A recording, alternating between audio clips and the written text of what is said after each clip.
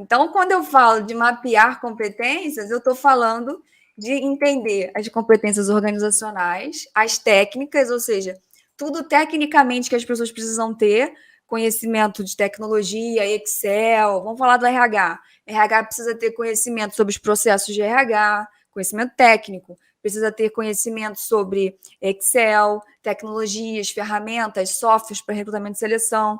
É um exemplo de competência técnica.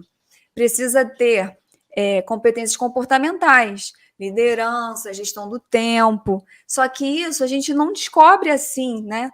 Achando que é legal. A gente analisa através da estratégia da empresa primeiro, ou seja, onde a empresa quer chegar, e também a cultura dela. Ou seja, a empresa está tendo valores, ela está tendo comportamentos, mas ela tem crenças, né? E essas crenças são traduzidas em ações no dia a dia.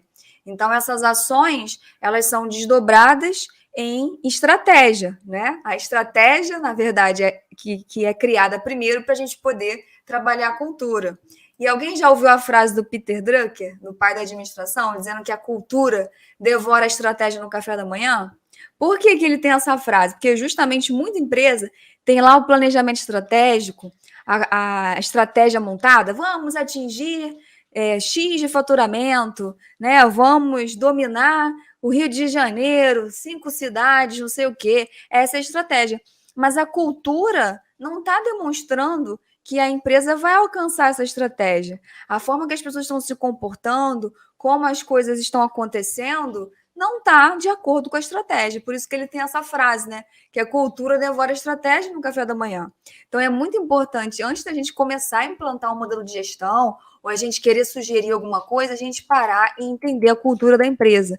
E isso a gente faz conversando com a liderança, participando das reuniões, conversando com as pessoas, entendendo, observando, escutando e observando como que as coisas acontecem no dia a dia, tá? E aí depois sim você vai entender se aquelas pessoas que estão ali dentro pela sua percepção estão aderentes à cultura da empresa, mas não só pela sua percepção, através de mapeamentos de comportamento. A gente usa o Profiler, por exemplo, a gente tem a formação aqui, analista comportamental, onde os alunos e alunas aprendem a usar o Profiler e a gestão comportamental. Ou seja, eu aplico um mapeamento ali e entendo as competências de cada um, os comportamentos das pessoas que estão naquela empresa.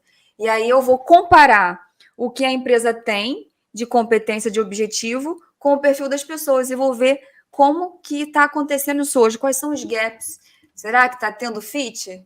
E aí eu vou para o meu trabalho, né, de formiguinha, para começar o desdobramento das competências e entender como a gente pode dar clareza para essas pessoas aprenderem no dia a dia a se comportar, né, buscar desenvolvimento através do que é importante para a empresa e do que é importante para ela. Então, o modelo de gestão por competências, ele foca no desenvolvimento desde o início, a partir do momento que eu falo para a pessoa que ela tem que ter as competências X, Y, Z, e entendo, escuto ela do que ela acredita que ela precisa de ajuda para ela desenvolver essas competências. Eu coloco a pessoa no caminho certo, né? Ela compreende e juntos nós fazemos um plano para ela alcançar esse objetivo. Ela alcançando esse objetivo, quem é que ganha? A empresa. Então, não dá para eu criar competências sem entender estratégia, porque senão eu vou falar que a pessoa, por exemplo, tem que aprender de tecnologia, né, de técnicas de vendas, e isso não vai contribuir, não é uma prioridade para o objetivo da empresa. A empresa tem um objetivo, por exemplo, de sustentabilidade, e seria muito melhor eu colocar como uma competência, né, participar, ela está se relacionando com o mercado de trabalho, ela ser uma pessoa mais empática, paciente, né, com escuta ativa, seriam talvez competências que estariam muito mais aderentes a esses objetivos da empresa, né, de sustentabilidade, de trabalhar mais a parte humana, né, da relação com as pessoas, com as comunidades ao redor. Enfim, é só para a gente pensar um pouquinho e vocês entenderem que, ao mesmo tempo que o processo é simples quando você aprende, ele se torna complexo dependendo do local que você está. Então, eu tenho muitos alunos que falam assim, Ah, Joyce, mas aqui na minha empresa não dá para a gente implantar gestão por competências, né? Aí eu falo assim, mas por que não dá? Ah, porque eu já falei que tudo que você mostra no curso, né? Que a gente tem que começar pela descrição de cargo, tem que aplicar o profiler e depois tem que mudar todo o processo seletivo. Eu falei assim: ah, mas eu também ia dizer para você que não dá para implantar, não, se você me fala desse jeito. Porque é tanta coisa que o dono da empresa para e pensa assim: gente, eu vou ter que começar a empresa de novo, eu vou ter que começar do zero. Então a gente tem que entender bem a realidade para a gente ao invés de propor coisas que assustem e que afastem ainda mais a possibilidade de mudança, mostre para a pessoa que ela fazendo aquilo aos pouquinhos, né, acreditando em você, ela vai começar a ter resultados. E o resultado é muito rápido.